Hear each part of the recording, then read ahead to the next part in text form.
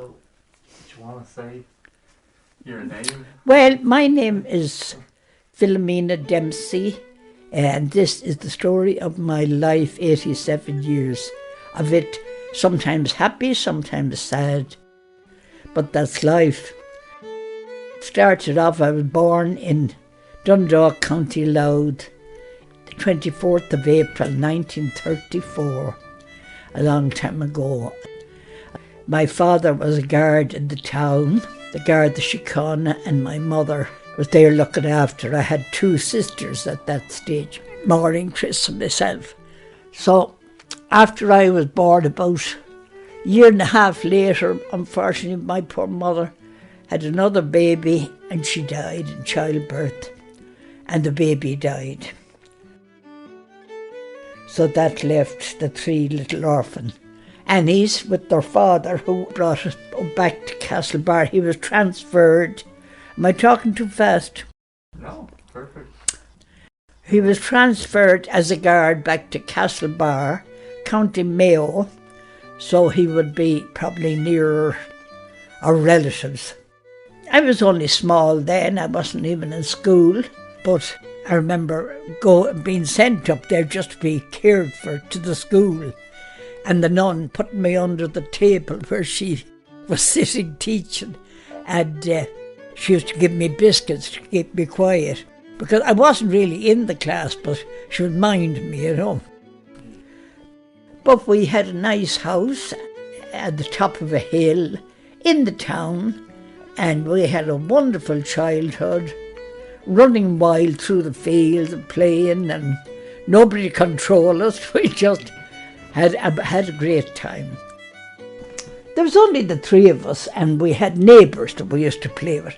There was an old couple across the road, and they were mad about me. I used to be over and back, and they wanted to adopt. But no, father said no.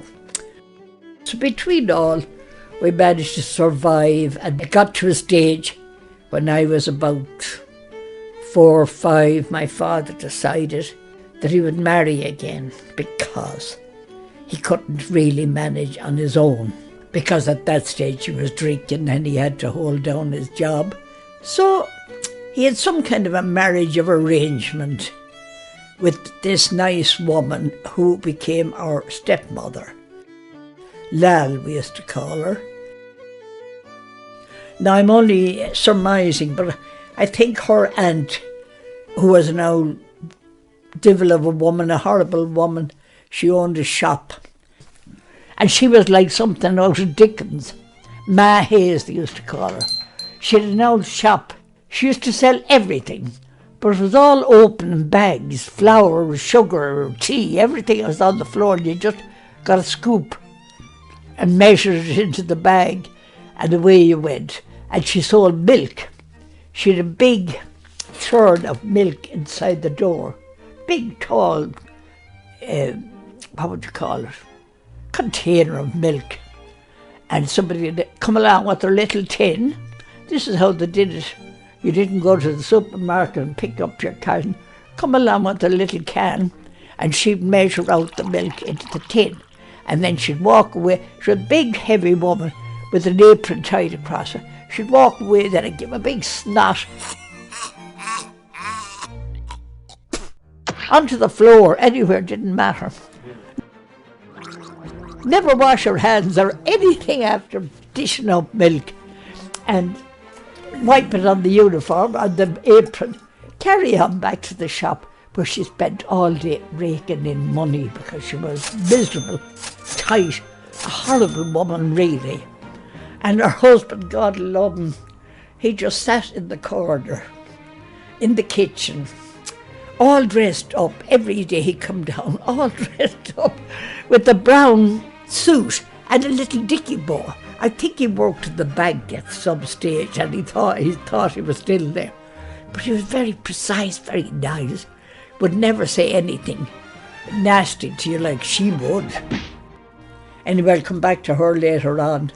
She paid off his drinking debts, and that's how he married Lal. She was very kind to us while he was alive, and we moved to Boyle, County Roscommon.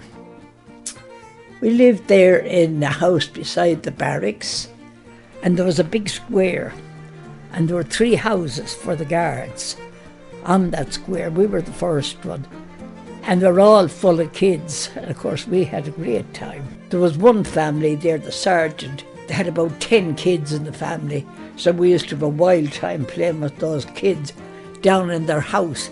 Their house was a tip, but they had one room without a stick of furniture in it, and that was called the spare room, and that's where we spent our childhood playing in that room, using our imaginations and pretending we were going on ships and having adventures. And then back in their house, Maureen, Chris and myself would entertain each other.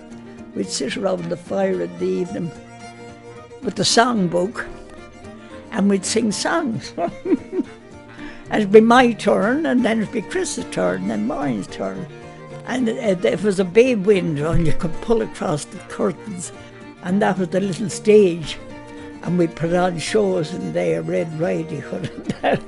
And then we'd pull the curtain, and the show would start. You know, it was crazy. Yeah, just, I don't know who the audience were. It must have been just yourselves, I think. So that was Boyle, and then the life went on grand there, and we were all happy enough, going to school, enjoying playing with the other kids. And one night in January, my father went to the pub, as he did every night, and he left home in the evening. It was a bad night, lashing rain and wind, and that was the end of him. We never saw him again. He never got home. So the next morning, we all woke up, and our stepmother told us the story that he hadn't come back. But she said he will be back, and don't worry. So you're to go to school and don't say anything to anyone. You know, at that stage you didn't tell the neighbours anything, because you'd be the talk of the town. So imagine, I was about 14 at that stage. I had to go to school like Lyle and pretend that everything was all right, just carry on. And the next day the same. And about 3 days later there was no sign of poor Dad. And at this stage she had to tell one of the guards, and then it was public. And they went off and searched the rivers and searched the lake and searched everywhere, looking for any evidence of what happened to him. But nothing was ever found, so he was just put down as a missing person. So there we were, no father, no house over our head, because we had to leave there. So the stepmother gathered us up and brought us back to where it all started, back to Castlebar, back to the Mad Aunt again. And we were kind of grown up a bit then.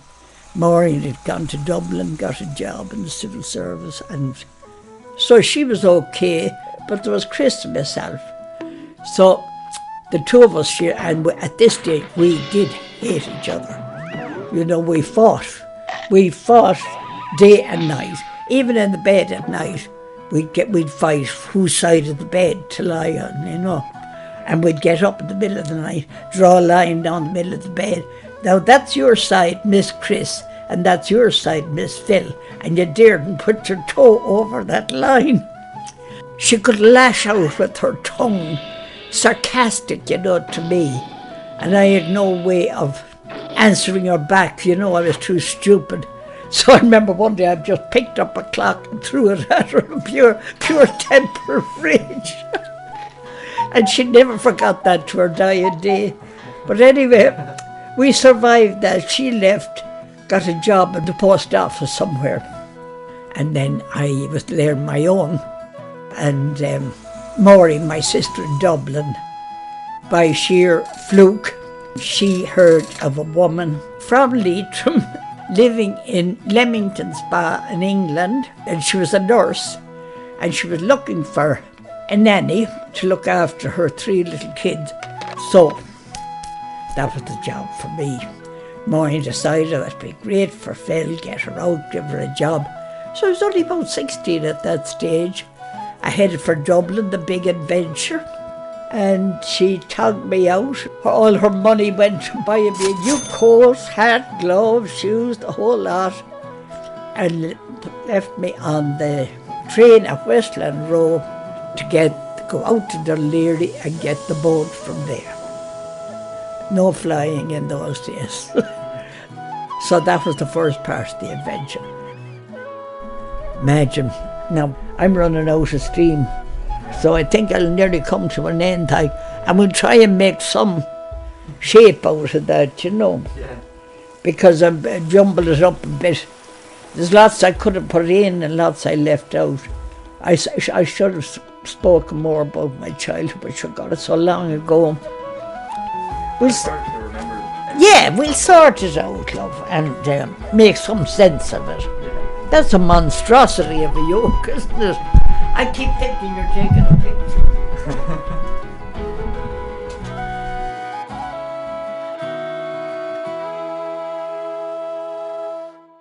And I would hate to be on candid camera.